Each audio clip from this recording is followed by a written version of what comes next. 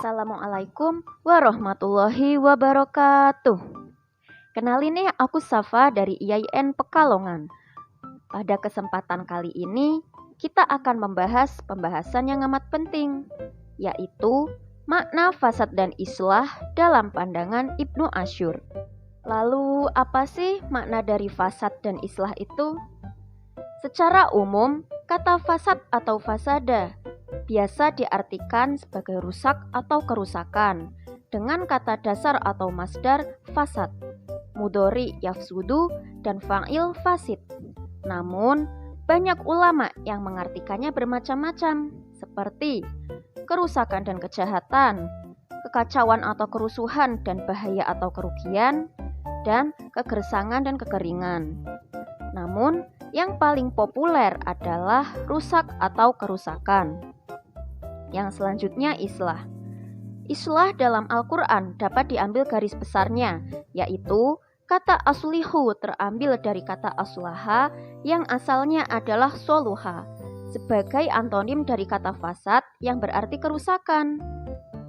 Kata islah sering diartikan perbaikan, perdamaian, penghentian kerusakan, atau meningkatkan kualitas sesuatu sehingga manfaatnya lebih banyak, rekonsiliasi, reformasi secara nyata. Karena kita akan membahas makna fasad dan islah dalam pandangan Ibnu Asyur, lalu siapakah Ibnu Asyur?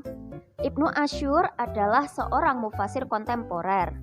Beliau bernama lengkap Muhammad Thohir Thohir II bin Muhammad Thohir Thohir I bin Muhammad Syazili bin Abdul Qadir bin Muhammad bin Asyur.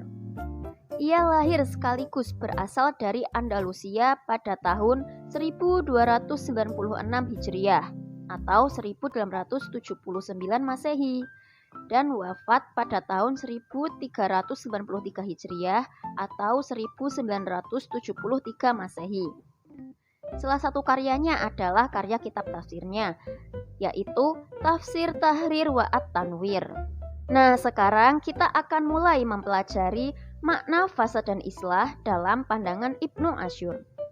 Yang pertama adalah makna fasad, yang akan kita kaji dari surah Ar-Rum ayat 41 yang berbunyi, Bismillahirrahmanirrahim. Dhuharul fasadu fil barri wal bahri bima kasabat aydiyan nas liyudhiqahum ba'dalladzi amilu la'allahum yarji'un. Yang berarti telah tampak kerusakan di darat dan di laut disebabkan perbuatan tangan manusia. Allah menghendaki agar mereka merasakan sebagian dari akibat perbuatan mereka, agar mereka kembali ke jalan yang benar. Menurut Ibnu Asyur, makna fasad dalam ayat ini ialah al-fasadu berarti kerusakan, merupakan kondisi yang buruk. Ia merupakan lawan kata dari al-islah, yaitu kondisi yang baik.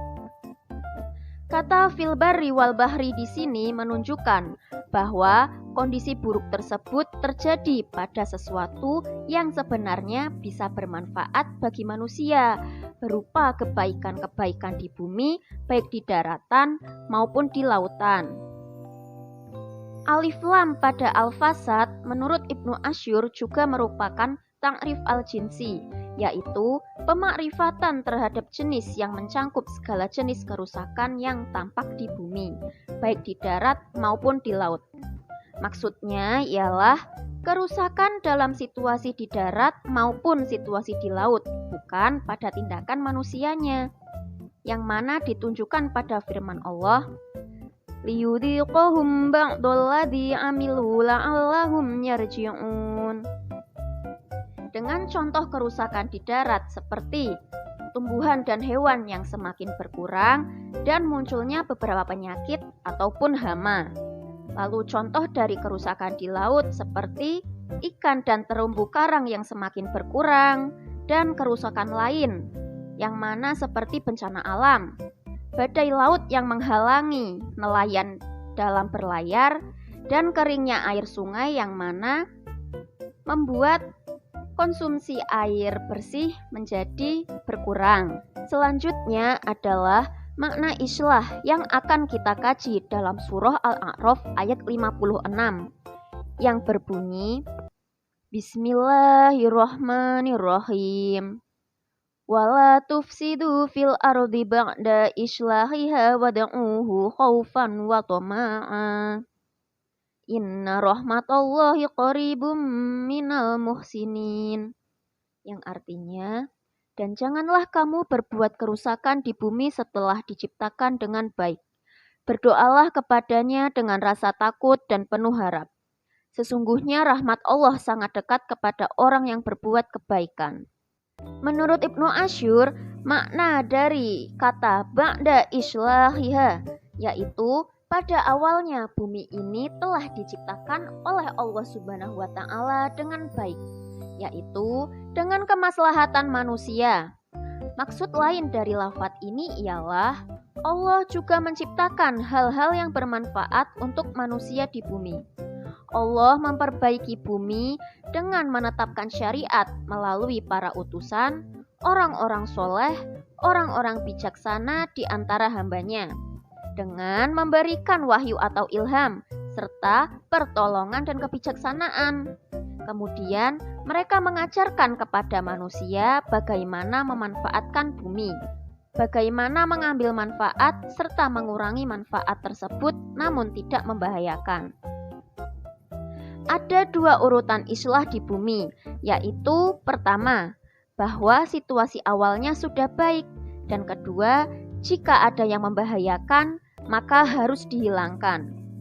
Dari sini kita dapat simpulkan bahwa makna islah adalah memperbaiki sesuatu yang sudah mengalami kerusakan atau berkurangnya fungsi.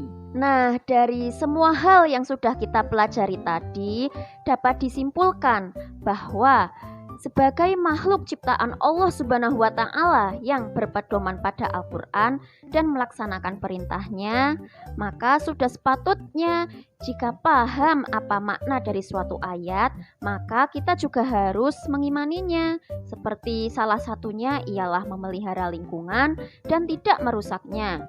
Jika melihat kerusakan, tentunya harus diperbaiki dan jangan terlalu berlebihan dalam melakukan apapun. Nah, seperti itulah pembahasan pada kali ini. Semoga dapat membantu kawan-kawan ya. Terima kasih sudah menonton. Wassalamualaikum warahmatullahi wabarakatuh. Ma'assalamah.